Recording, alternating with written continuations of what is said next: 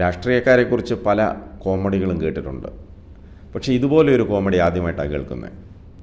നടൻ സലീം കുമാർ ഹാസ്യ നടനാണെങ്കിലും ഇത് അദ്ദേഹത്തിൻ്റെ കോമഡിയല്ല, ഉള്ളിൽ തട്ടി പറഞ്ഞതാണ്. കഴിഞ്ഞ തെരഞ്ഞെടുപ്പിൽ കോൺഗ്രസ്സിന് വേണ്ടി വോട്ട് ചോദിച്ച് പ്രസംഗിച്ചു നടന്നു.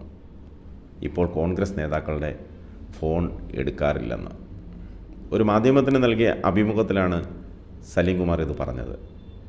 പ്രത്യേകിച്ച് ഒന്നും ചെയ്യാതെ തന്നെ പലതവണ മത്സരിക്കാൻ സീറ്റ് ലഭിച്ചിട്ടുള്ള പത്മജ വേണുഗോപാൽ എന്നെ അവഗണിച്ചേ എന്നും കരച്ചിലും ഒപ്പാരിയുമായി BJPയിൽ ചേരുന്നു.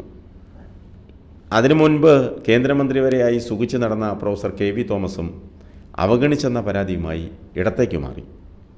വീണ്ടും സ്റ്റേറ്റ് കാറും പദവി.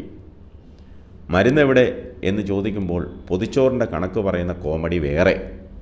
ഇതെല്ലാം കൂട്ടിക്കെട്ടി ഒരു പൊളിറ്റിക്കൽ കോമഡി സിനിമ ചെയ്താലോ എന്ന് ആലോചിച്ചതാണ് എന്ന് പറഞ്ഞ് ചിരിക്കുകയാണ് നടൻ സലീം കുമാർ.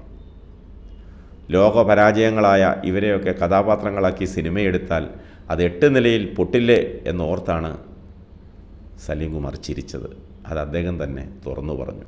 എന്തിനാണ് വയ്യാത്ത പണിക്ക് പോകുന്നതെന്നും മറിച്ചും ചിന്തിച്ചു. കോൺഗ്രസ്സുകാരനല്ലേ, പ്രചാരണത്തിനൊന്നും പോകുന്നില്ലേ എന്ന ചോദ്യത്തിന് നൽകിയ മറുപടി, ഞാനിപ്പോൾ കോൺഗ്രസ് നേതാക്കളുടെ ഫോൺ എടുക്കാറില്ല. കഴിഞ്ഞ നിയമസഭാ തെരഞ്ഞെടുപ്പിൽ ഞാൻ കോൺഗ്രസ്സിന് വേണ്ടി വോട്ട് ചോദിച്ച് പ്രസംഗിച്ച് നടന്നിരുന്നു എന്നാണ് പറഞ്ഞത്. എന്തൊക്കെയോ അന്തർനാടകങ്ങൾ നടക്കുന്നുണ്ട്. പത്മജയുടെ BJPയിലേക്കുള്ള എൻട്രിയും രാജേന്ദ്രൻ്റെ അടുപ്പവും ഒക്കെ ചില പന്തികേടുകളുടെ സൂചന നൽകും പോലെ CPMഉം BJPയും തമ്മിൽ എന്തൊക്കെയോ ഡീൽ നടന്നതായി സംശയിക്കേണ്ടിയിരിക്കുന്നു. അത് എന്താണെന്ന് വ്യക്തമല്ല. തെരഞ്ഞെടുപ്പ് ഫലം വരുന്നതോടെ അത് വ്യക്തമാകുമെന്ന് കരുതാം. ഇത്തവണ കേന്ദ്രത്തിൽ ഇന്ത്യ സഖ്യം അധികാരത്തിൽ വരില്ല, അധികാരം പിടിക്കില്ല. നരേന്ദ്രമോദി പവർഫുൾ നേതാവാണെന്ന് എതിരാളികൾ പോലും അംഗീകരിച്ചു കഴിഞ്ഞ കാര്യമാണ്. അഴിമതി ആരോപണങ്ങൾ ചിലതൊക്കെ അങ്ങിങ്ങ് കേൾക്കുന്നതല്ലാതെ ഒരു നേതാവിനെതിരെയും വ്യക്തിപരമായ ആരോപണം ഉയർന്നിട്ടില്ല. പ്രധാന കാര്യം അതൊന്നുമല്ല. രാഹുൽ ഗാന്ധിയെ മോദിക്ക് ബദലായി ഉയർത്തിക്കാട്ടാൻ ഇന്ത്യ സഖ്യത്തിലെ മറ്റു പാർട്ടികൾക്ക് കഴിഞ്ഞിട്ടില്ല.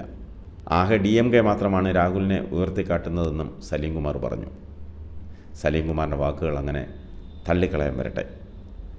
രാഷ്ട്രീയം കൃത്യമായി നിരീക്ഷിക്കുന്ന ഒരാളുടെ അഭിപ്രായമാണ്. കോൺഗ്രസ് ആടി ഉലയുന്ന ഒരു കപ്പലാണ്. അതിനൊരു കപ്പിത്താൻ ഉണ്ടോ എന്ന് ചോദിച്ചാൽ ഒറ്റ ഉത്തരമേ ഉള്ളൂ: എല്ലാവരും കപ്പിത്താന്മാരാണ്. ആർക്കും ഉത്തരവാദിത്വമില്ല. ഒരാൾ മറ്റൊരാളിൻ്റെ കുറ്റം പറയും. ആരും കുറ്റമേറ്റെടുക്കാൻ തയ്യാറല്ല. അതാണ് കോൺഗ്രസിൻ്റെ കാതലായ പ്രശ്നം.